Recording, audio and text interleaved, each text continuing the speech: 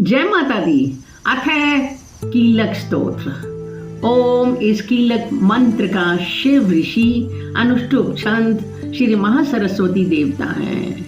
श्री जगदम्बा जी की प्रीति के लिए सप्तशती के पठान भूत जब में इसका विनियोग किया जाता है। ओम चंडिका देवी को नमस्कार हो। मार्कंडे जी कहते हैं विशुद्ध ज्ञान ही जिनका शरीर है, तीनों वेद ही जिनके तीन दिव्य नेत्र हैं, जो कल्याण प्राप्ति हेतु हैं तथा अपने मस्तक पर अर्ध चंद्र का मुकुट धारण करते हैं, उन भगवान शिव को नमस्कार है। मंत्रों का जो अभिकीलक है अर्थात मंत्रों की सिद्धि में विघ्न उपस्थित करने वाले शाप रूपी कीलक का जो निवारण करने वाला है, उस सप्तशती स्तोत्र को संपूर्ण रूप से जानना चाहिए और जानकर उसकी उपासना करनी चाहिए।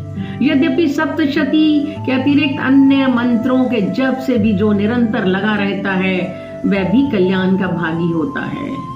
उसके भी उच्चाटन आदि कर्म सिद्ध होते हैं तथा उसे भी समस्त दुर्लभ वस्तुओं की प्राप्ति हो जाती है। तथापि जो अन्य मंत्रों का जप ना करके केवल इस सप्तशती नामक स्तोत्र से ही देवी की स्तुति करते हैं, उन्हें स्तुति मात्र से ही सच्चिदानंद स्वरूपिणी देवी सिद्ध हो जाती है।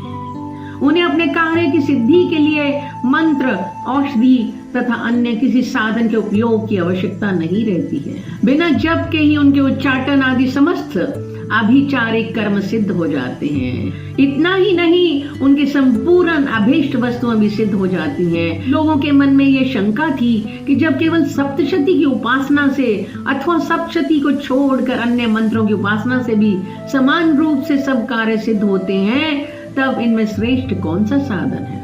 लोगों की शंका को सामने रखकर भगवान शंकर ने अपने पास आए हुए जिज्ञासुओं को समझाया कि ये सप्तशती नामक संपूर्ण स्तोत्र ही सर्वश्रेष्ठ एवं कल्याणमय है। तदनंतर भगवती चंडिका के सप्तशती नामक स्तोत्र को महादेव जी ने गुप्त कर दिया।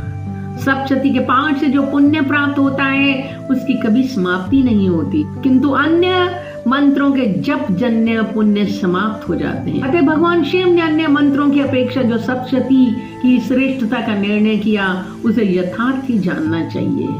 अन्य मंत्रों का जप करने वाला पुरुष भी यदि सप्तशती के स्तोत्र और जप का अनुष्ठान कर ले तो वह भी पूर्ण रूप से ही कल्याण का भागी होता है।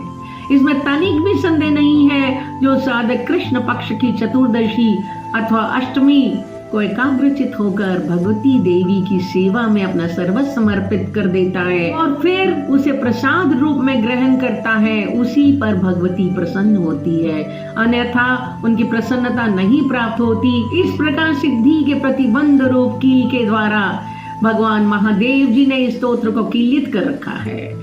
जो पूर्वोक्त रीति से निष्कीलन करके इस सप्तशती स्तोत्र का प्रतिदिन स्पष्ट उच्चारण पूर्वक पाठ करता है वह मनुष्य सिद्ध हो जाता है, वही देवी का पार्षद होता है और वही गंधर्व भी होता है। सर्वत्र विचरते रहने पर भी संसार में उसे कहीं भी भय नहीं होता, वह अपमृत्यु के वश में नहीं पड़ता तथा देह त्यागने के अनंतर मोक्ष प्राप्त कर लेता है। अतः कीलन को जानकर उसका परिहार करके सप्तशती का पाठ आरंभ करें।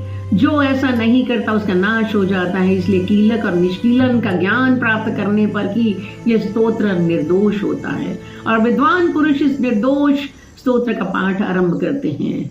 स्त्रियों में जो भी सौभाग्य आदि दृष्टिगोचर होता है वह सब देवी के प्रसाद का ही फल है। अतः इस कल्याणमय स्तोत्र का सदा जप करना चाहिए। इस स्तोत्र का मंद स्वर से पाठ करने पर स्वल्प फल की प्राप्ति होती है और उच्च स्वर से पाठ करने पर पूर्ण फल की सिद्धि हो जाती है। अतः उच्च स्वर से भी इसका पाठ आरंभ करना चाहिए। जिनके प्रसाद से ऐश्वर्य, सौभाग्य, आरोग्य, संपत्ति, शत्रुनाश तथा परम मोक्ष की विसिद्धि होती है, उस कल्याणमय जगदम्बा की स्तुति मनुष्य क्यों नहीं करते। कीलक स्तोत्र संपूर्ण। जय माता दी।